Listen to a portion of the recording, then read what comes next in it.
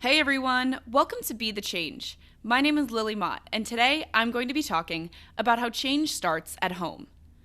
Vaishnavi Jaiswal is the founder of a nonprofit called Salubrious, as well as a social entrepreneur, innovator, and gender equity activist. I really enjoy talking with Vaishnavi, so without further ado, let's get started with this episode featuring Vaishnavi Jaiswal.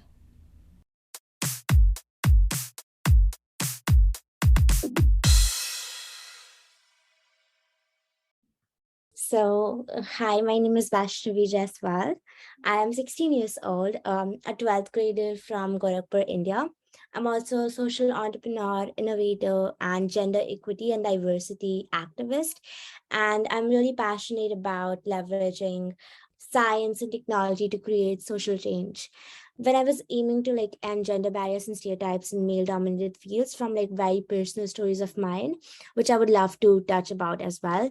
I founded my nonprofit Solibris in 2020 March to empower, encourage, and advocate young girls to pursue their dreams, reaching over 50,000 women around 45 plus countries through our workshop, events, summit, which the overall aim is to help women and girls realize that they belong in every career they would like to pursue and just make them feel empowered and encouraged. Apart from that, I've also been fortunate enough to be the 2022 Global Teen Leader and also be a Dana Award recipient. I am constantly involved with advocating through public speaking and advocacy in general. And I've been able to do so through my TEDx talk, speaking at events like UNICEF, United Nations Science Summit, and just Forbes Women, and a couple of gigs here and there.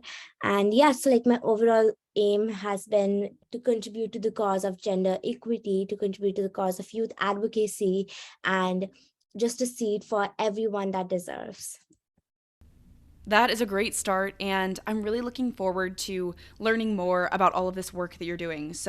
And especially with Salubrious, as you mentioned it. So, before we dive into all of that, can you tell me more about the experiences that inspired you to get started with this work that you're doing? I'd love to know more about how you got to this point of being so involved and committed to making change through advocacy. Yeah, of course. So as I told, in the beginning itself, it really ignited with some personal stories of mine. So what really happened was I've always been interested in computer science and coding and just different sort of science thingies.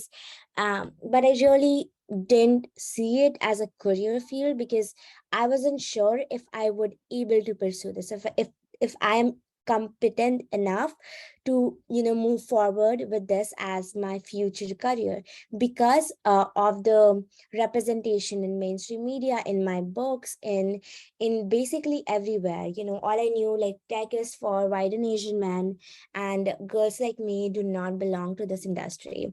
So yeah, so I really didn't start it as a non-profit organization.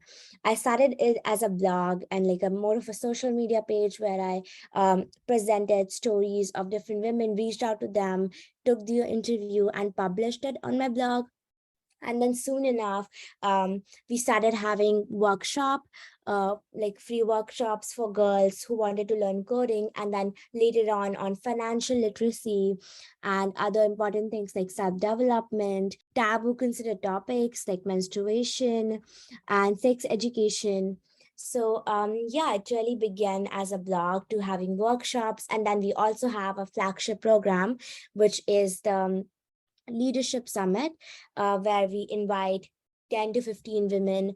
It's a 2 day conference style summit, and we have panels for different women talking about their stories as being leaders in their particular fields. And that helps the audience, which are the middle school, high school, and college girls age students, feel even after facing those many obstacles in their journeys, they can reach where those women's are right now. So just a way of celebrating them as well as making girls feel like they can be part of something bigger than themselves.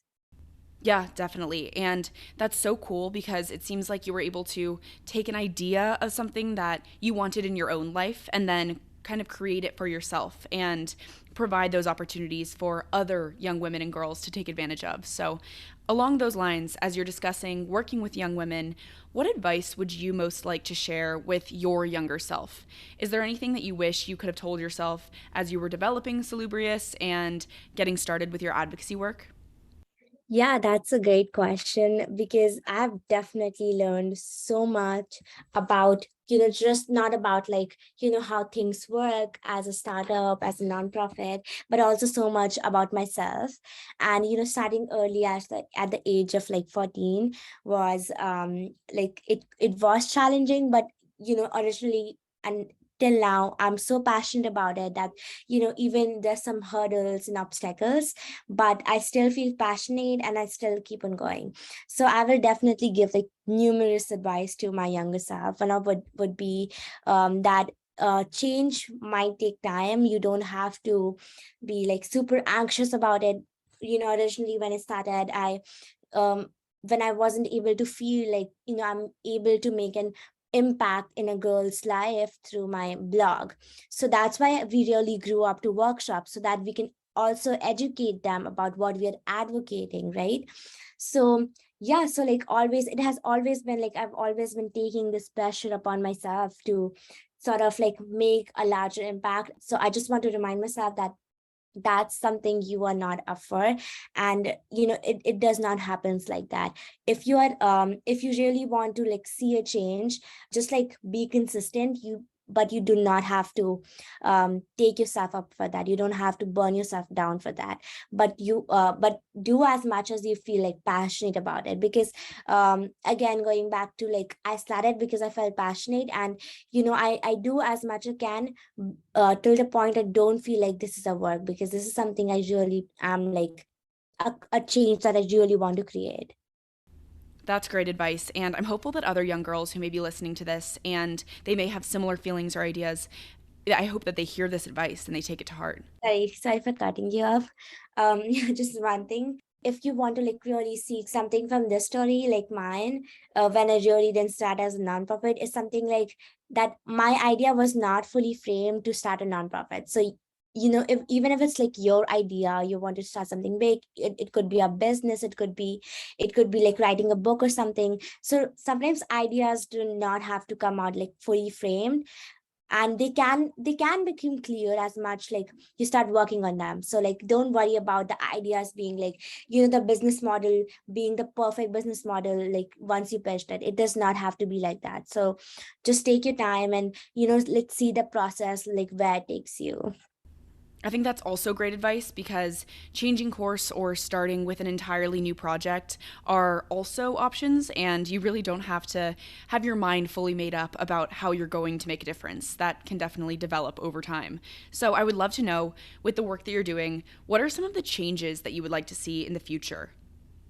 So while I admittedly have no idea where I will be like in 5 or 10 years from now, I do know what I want to be like doing for the rest of my life. It does feels like a bold statement to be saying at 16 years old, but I feel like I truly mean it. While I can't draw out a roadmap or like detail the concrete milestones that I want to reach, I think in the future, in the present, I would like to work towards one single thing that, every single youth, regardless of gender and socioeconomic status, can use technology to make a difference in society. And it sounds like a faraway goal to many, maybe like a dream. But I think like with the work that my team and I with Solbris have been doing every day, it feels like the future gets closer every day to being a reality. So like the future, that's something like always like been my goal. Something like the future plan for Solibris is that until we get the like infrastructure, material, and mentors need to encourage girls to go into those male dominated industries to like pursue their dreams, it's definitely going to be difficult to get the scene up to the speed with that of the developed countries. It could be US and the UK, and that's essentially what motivates me, the what I do like at Solid Press.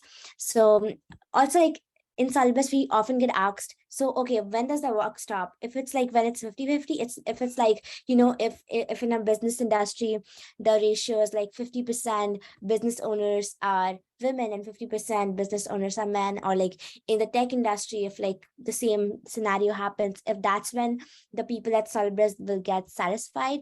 And I think like the answer would be no and yes. So like I want it to be 50-50, but like I do not want it to be like just to be the middle or upper class of 50%. So we want it to be like a diverse 50%.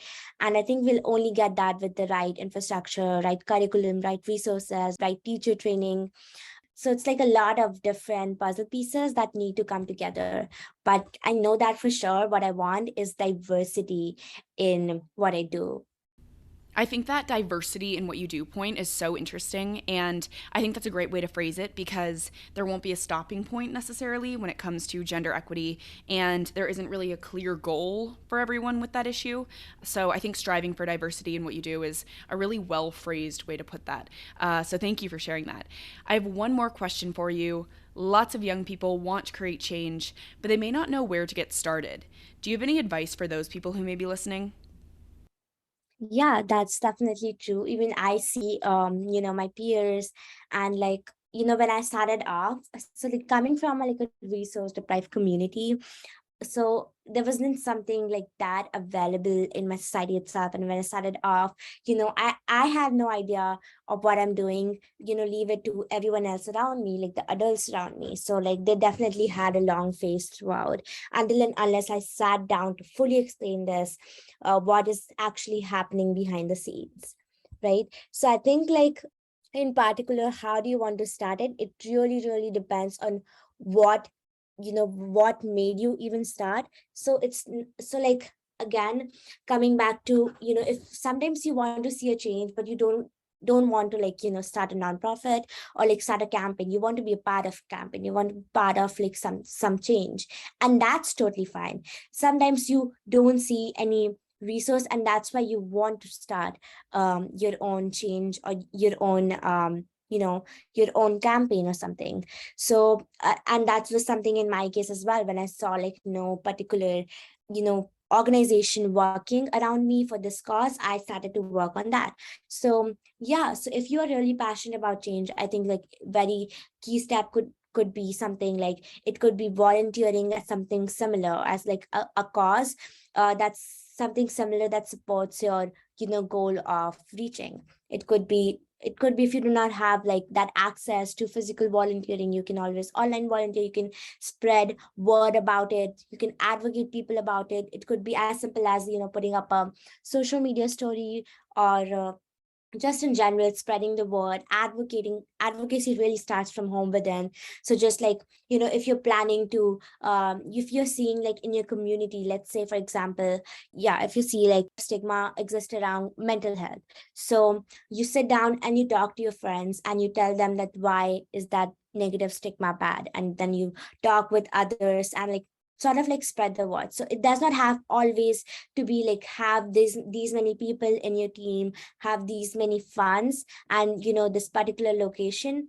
It can always start the point you feel like starting it. So just one what like the point that I want to put forward right now is that you always do not need that that amount of resources. You just need to be self prepared for that moment you want to start. And I can you can really trust me on that you can really start from like zero resources and zero teammates and zero funds, because I did that and I know like it's possible. So I just want to say that that it is possible until and unless you feel passionate enough about that change to advocate others about it.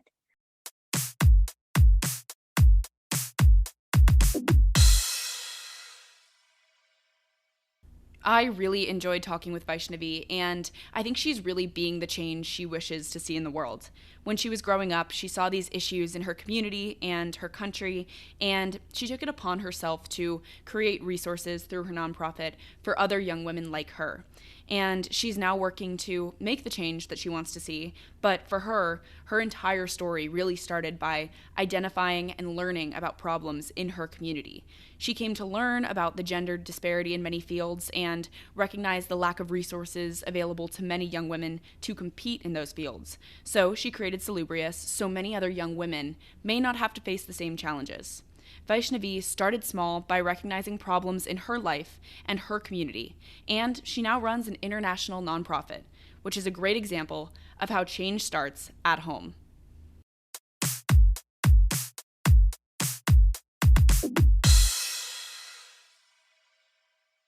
Thank you so much for listening to this episode, and you can find Vaishnavi on Instagram at Vaishnavi Jaiswal with 3 L's at the end to get connected with her. You can also check out her nonprofit, Salubrious, on Instagram at Salubrious Global to learn more about the organization. If you want to talk about anything I mentioned, please reach out to me by email at lily@bethechangepodcast.org or on Instagram at bethechangepodcast. Tune in for my next episode, but until then, be the change you wish to see in the world. Bye, guys.